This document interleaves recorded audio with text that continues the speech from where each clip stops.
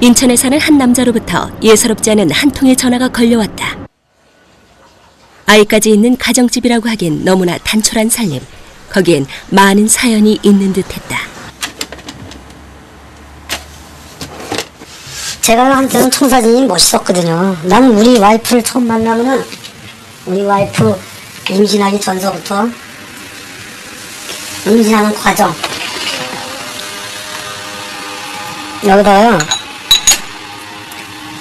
다 기록하려고 그랬거든요. 근데 어느 날인가 끊겼어요. 그 누구보다 소중히 지켜온 결혼 생활. 하지만 아내가 집을 나가고부터 모든 것은 물거품이 됐다. 처음에 나가면 2001년 5번째 나가고 안 들어왔던 거죠. 지금까지 안 들어온 겁니다. 싫다는 거예요. 내가 싫다는 거죠. 내가 왜 싫으냐. 때려서 싫다. 난 그때 내 정신이 아니었어. 정말 내 변명 같지만. 하지만 어느 누구라도 그 상황 정도가 된다면 이성원이로 바람피신 게 원인이 됐던 건가요? 그렇죠. 아이고. 그 일이 있기 전까지만 해도 어느 누구보다 곱고 착했던 아내. 하지만 언제부턴가 귀가 시간이 늦어지기 시작했고 외박하는 날도 잦아졌다. 결정적으로 알게 된 거는 쪽지가 있더라고요. 언니 누구누구하고 항상 잘 되기를 빌게. 웃기는 거죠. 잘못했다고 그랬고 다시는 안 그러겠다고 그랬고 또 믿었고 근데 그게 또 아니었고 또 그랬고 또 때렸고 마지막으로 애 앞에서 무릎 꿇고 빌더니 내가 그랬거든요. 나이 먹은 네 신랑하고 내 어린 딸 버리지 마라. 자기는 눈물을 흘리는 셈이었어. 끝내 아내는 가출했고 1년째 돌아오지 않고 있다. 요즘 친구들 밖에 애인 없으면 바보라는 거 아니고 너 바보 아니냐. 이런 되는 거야 이게. 예? 그 정도인데 여자가 뭐 가출한다라는 거는 무슨 거 아니에요 그냥. 아내의 가출로 힘들어하고 있는 이는 또 있었다. 3년 전 집을 나간 아내를 애타게 찾고 있는 이승기 씨. 그에겐 무슨 일이 있었던 걸까? 돈 문제를 해갖고 내가 심하게 맞았어요. 그 다음날 어머니한테 전화가 온 거예요. 애 엄마가 없다고. 지금 다 가져가고 없다고. 그래서 깜짝 놀라갖고 저녁에 집에 왔는데 없더라고. 그래서 다시 이제 하루 이틀이면 들어오겠지. 응? 그런데 한 이틀 뒤에 전화가 온 거야 나한테. 애들 잘 키우고 있어라. 사업 실패로 인해 경제적인 문제가 있긴 했지만 재기를 꿈꾸며 열심히 살아왔던 이승기 씨. 하지만 이젠 모든 게 엉망이 됐다. 안녕하세요 인사해야지. 엄마가 집을 나가고 말이 없어진 아이들. 둘째. 네 막내. 엄마의 가출은 어린 자식들에게 큰 충격이었다. 최근 둘째 아이가 특수 교육 판정을 받고 말았다. 작은 나름대로 그 정신적인 그 장애가 생겨갖고 지금 그 남들 중대 6학년들 학생 능력이 지금 저한테 1년 수준밖에 안 돼요 지금. 큰애는 또 큰애들도 그 엄마 나왔다는 충격 때문에 의해서 말을 잘 안 해요. 지난해 신고된 주부 가출 건수만 8,087명. 하루 22명이 넘는 주부들이 가출하고 있는 현실이다. 그렇다면 과연 그녀들은 어디로 간 것일까?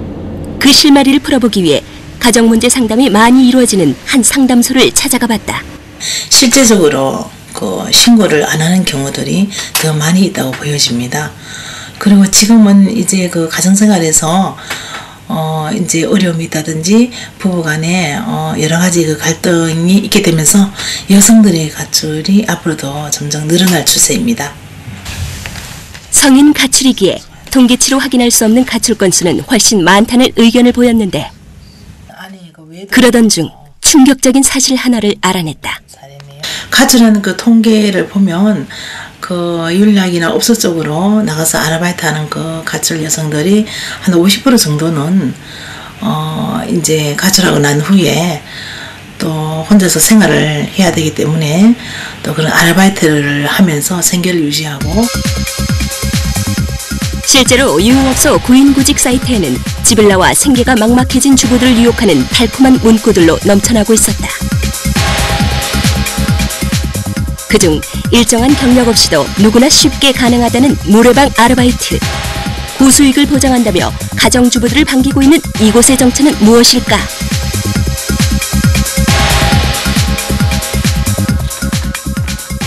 제작진은 가출한 주부로 가장해 일자리를 구해보기로 했다. 좀 사정이 있어가지고 집에서 나온 거거든요. 그래서 물론 사정 없는 사람 없겠죠. 예. 잘 주셨네요. 나이가 40세까지 된다고 예 되었는데 저보다 나이가 많아요. 이분들이 실제로 많이 있으니까요. 저처럼 뭐 저희 가출한 주부라든가 이런 가출이 아니고 독립이죠. 독립이요? 네. 그들에게 이런 전화는 한두 번이 아닌 듯했고 고민을 들어주는 친구 같은 느낌까지 들었는데 주무실 때는 있어야 될 거 아니에요. 예, 혹시 그래서 숙식 제공하는가 해서요. 지금 저희 언니들이 몇 명은 그 당분간은 그 찜질방에서 생활하는 언니들이 있거든요. 찜질방이요? 예. 일단은 뭐 하루 지금 뭐 돈 한 푼 없으실 거 아니에요. 예, 근데 예. 그러니까 나오셔갖고 일을 하시면은 돈을 또 그때그때 벌잖아요. 그날그날 다 당일 지급하니까 조금씩 모으셔갖고 하는 방향으로 하셔야 될 것 같은데. 찜질방에서 지낸다는 그녀들 속에 가출한 주부가 있진 않을까? 가출 주부로 가장해 업자를 직접 만나보기로 했다.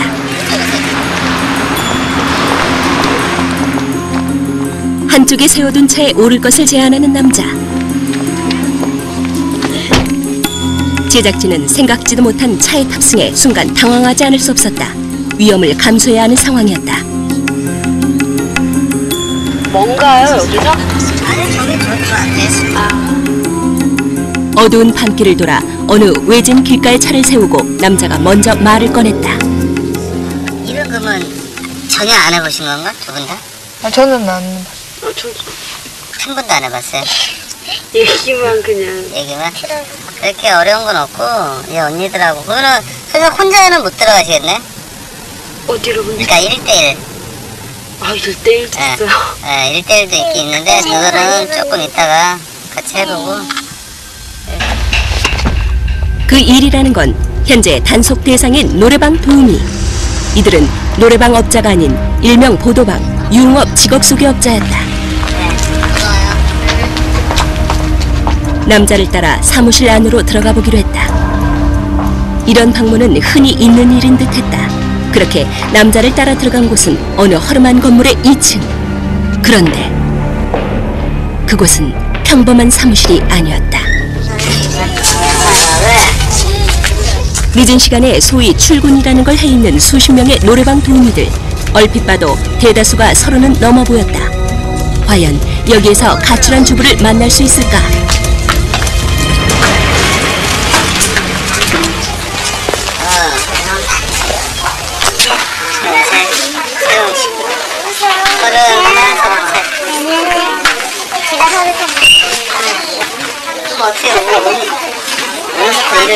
저희 속 애가 지금 지낼 데가 없어서 저희 집에 가기도 그렇고 찜질방 부탁도 불러주면서 왔거든요. 사정 얘기를 하자 한 여자가 거론됐다. 전문.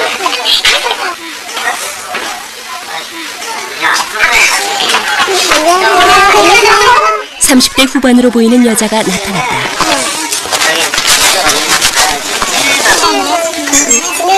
여성 전용이니까 한 달에 9만 원. 한 나랑 주방에 있을 때는 한 달에 6만 원이었는데. 주방이니까 지낼만 한가요? 지낼만 하는데. 응.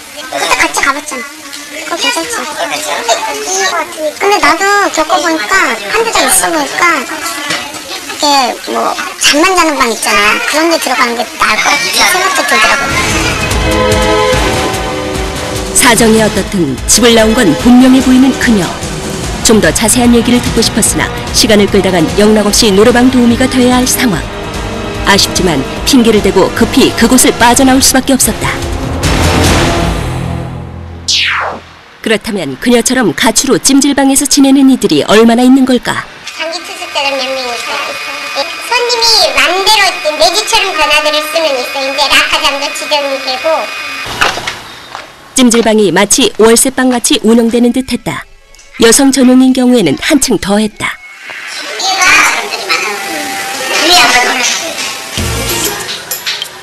마치 집 보러 온 손님 대하듯 입장료도 받지 않고 올라가 보라는 여자. 여기가 정말 찜질방이 맞나 의심될 즈음. 한쪽 구석에서 손님들의 것으로 추정되는 다수의 옷가지들과 수북히 쌓인 짐들이 발견됐다. 그리고 열려진 방 한가운데선 주부로 추정되는 10여 명의 여성들이 흡연과 도박에 취해 있었다. 오기는 하지만 보지는 못하죠.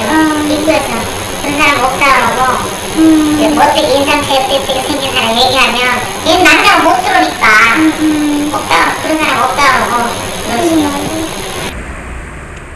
제작진은 전날 보도방에서 만났던 김선혜 씨가 묵는다는 한 찜질방을 찾았다.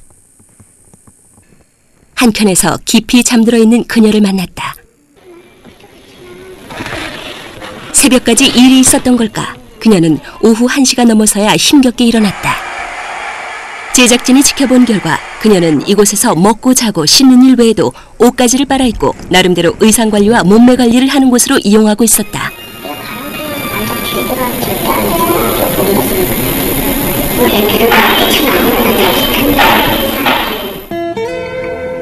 가출 후 친정의 아이를 맡긴 채 노래방 도우미로 생계를 이어가고 있는 김선혜 씨. 그녀는 또다시 어두운 밤의 일상 속으로 출근했다. 밤이 되자 제작진은 한 지역에서 모이고 흩어지는 다수의 차량을 발견할 수 있었다. 속칭 보도방 차량들, 노래방 도우미들의 운반책이다. 한 차례 단속의 바람이 불었던 탓일까?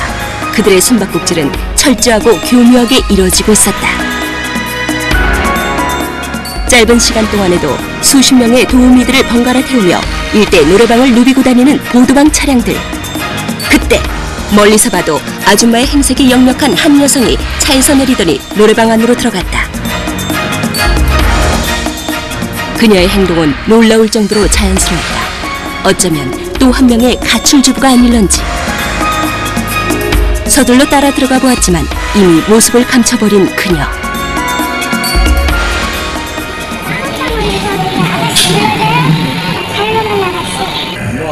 묻지도 않았는데 대뜸 도우미부터 운운하는 노래방 업주. 이어 노래방 업주는 한 장부를 꺼내 뒤적이는데 거기엔 수많은 휴대폰 번호가 빼곡히 적혀 있었다. 페이지당 10여 개씩, 좋기 50여 개의 전화번호가 있었다. 이렇게 많은데?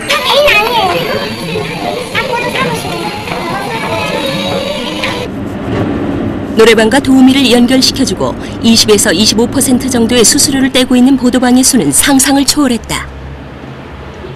수소문 끝에 어렵사리 현직 보도방 업자를 만나 설득 끝에 생생한 얘기를 들을 수 있었는데 10명이 있다면 주부들이 한 5명 내지 7명 돼요. 맞네요. 응. 식당 가서 하루 종일 꾸부리고 하다가 뭐 설거지하고 그런 거 하다가 이런 거 하면 앉아서 돈 버는 거 아니야. 그냥 자기네 먹고 싶은 거 손님들이 다 사주지 뭐 그러니까 여기에 들어오는 사람들은 거의 딴 데를 못 가. 벌어야 자기는 그냥 벌어야 된다고 그래가지고 일을 많이 넣어달라 그러고 그런 얘기들 해요. 그가 확보하고 있는 도우미 수만도 30여 명. 인터뷰 내내 노래방에 투입된 도우미들이 보내오는 문자 메시지들.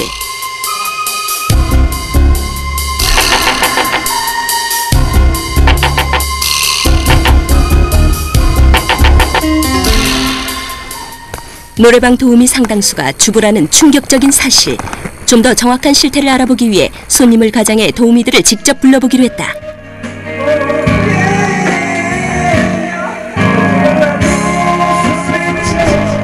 몇 살이신데요? 30대죠, 근데 초. 아는 5이야. 근데 좀 전에 4시간 끌려. 6시라니까 마음 편하게 5시라고 그냥 편하게 얘기를 하는 거지. 우리도 연계야. 사진이랑 연계죠. 중년을 바라보는 나이. 그녀들이 이곳까지 오게 된 이유는 무엇일까? 남들 잘 만나면 우리가 뭘 하나. 일단은 내가 능력이 없으면 남편이라도 능력이 있어야지 내가. 다른 데보다 나아. 식당 다니고 운동 다니고 회사 다니는 거보다 솔직히 못 가도 병원 이런 거보다 솔직히 낫죠. 힘은 좀 들지. 하지만 왜 힘이? 항상 힘든 건 아니고 쉽게 벌 때도 있고. 하루에 벌 수 있는 게 시간이 정해져 있잖아. 하루 8개 누룽지만 할 수 있죠. 8개? 8개면 10개 하는 사람도 있어. 10개. 10개 하면은 얼마? 15만 원? 열심히 나 되는데. 그 열심히라는 게 뭔데? 나까지 안 가지고 착실히 나오고 난 20만 원까지 안 있어. 팁만. 만들 때도 이렇게 좀 돈을 주면서 만들면 좀 편하지. 맞아. 어떻게? 쉽게 돈을 벌 수 있다는 유혹. 그녀들은 이미 그 유혹에 깊이 빠져있는 듯했다. 나아가 그녀들의 증언은 더해갔는데 응. 내가 남자라면 그래. 정말 안 주고 싶잖아. 그럼 어떡해? 미안하니까 돈이라도 주고 만져야지. 그쪽도 편하게 받아주고. 내 남자 입장에 얘기한 거고 여자 입장을 편하게 받아준다는 거지. 돈 싫어하는 사람 없잖아. 근데 나 진짜 궁금한 거 있어. 그러니까 노래방에서 어디까지 가는 거야? 뭘 어디까지 가? 저 사람 처음에 알아서 했는데 처음이에요 그래가? 아니 이렇게 부르는 게 처음이지. 아가씨들 같은 경우도 다 받아주고 하시면 때우는 아가씨들이 있고 안 받아주는 아가씨들이 있고 술 한잔 먹다가 마을 갖고 그럴 수도 있죠. 그럴 수도 있죠. 서로 마을 가있어요. 돈을 받고 안 받고가 중요한데 정말 이렇게 피를 꽂히면 도우미들도 돈을 안 받고 그럼 금주겠지만 성매매 흥정을 일삼는 도우미들도 상당수 있어 보였다. 2차 되는 보건증 같은 거 뭐 그런 거를 다 만들어요 사실. 자기네들이 하려고 그러니까 우리도 한 6명 정도가 있어. 우리가 이제 주부들은 거의 통계를 안 해요. 나이들이 있으니까. 자기네들이 2차를 가면 자기네들이 돈을 더 버는 건데 자기네들 말로는 안 한다 그러니까 그걸 믿고 하는 거고. 흔히 윤락의 첫걸음이라 불리는 변질된 노래방. 윤락을 권하는 사회 분위기 속에서 어느새 평범한 주부들까지 그 안으로 깊이 들어가고 있는 것은 아닐까.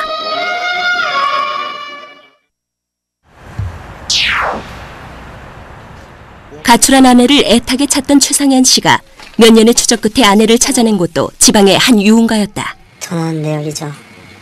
쫙. 내가 거기서 있었던 건 사실이고요. 거기서 근무를 했고 일을 했고. 어디? 술집이죠. 포도방입니다. 포도방. 죽이고 싶다. 죽일 거다.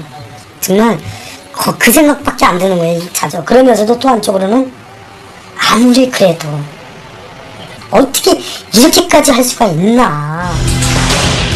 행복한 가정을 꿈꾸던 엄마였던 그녀는 왜 윤락녀로 전락할 수밖에 없었던 것일까? 연락 충분히 하니까 솔직한 얘기고 다 연락 안 데가 어딨어요. 한 번 하기가 어렵다고 그러잖아요. 2번 하는 건 쉽거든요. 한 번, 딱 한 차례 연락을 했어. 2번은 무슨 거예요? 10번 하잖아요. 100번은 아무것도 아니에요. 조용하다. 이제는 남편의 전화를 피하지 않는 아내. 별일 없지? 사랑했던 아내이기에 아이의 엄마이기에 차마 쉽게 놓아버릴 순 없었다. 하지만 하지만 그냥 덮어두기엔 가슴에 난 상처가 너무나 크다. 텅 빈 세상인 것 같아. 그대가 나를 떠나던 날에 다른 건 몰라도 가정주부가 윤락을 한다는 거는 너무 많은 사람을 정말 망가뜨려 놓는 거예요. 너무 많은 사람을. 자기 하나만 망가지는 게 아니라 배우자는 배우자대로 거기에 속해 있는 아이들. 그러니까 대한민국 가정주부들 제발 그러지 말라고. 너무 아프니까. 죽을 만큼 아프니까. 돌아서면 남이 돼. 그거 얘기하고 싶은 거예요. 평범한 가정주부에서 윤락녀가 된 아내, 그리고 그 남편의 절절한 호소. 이젠 더 이상 행복한 가정이 깨지는 일이 없기를 간절히 바란다.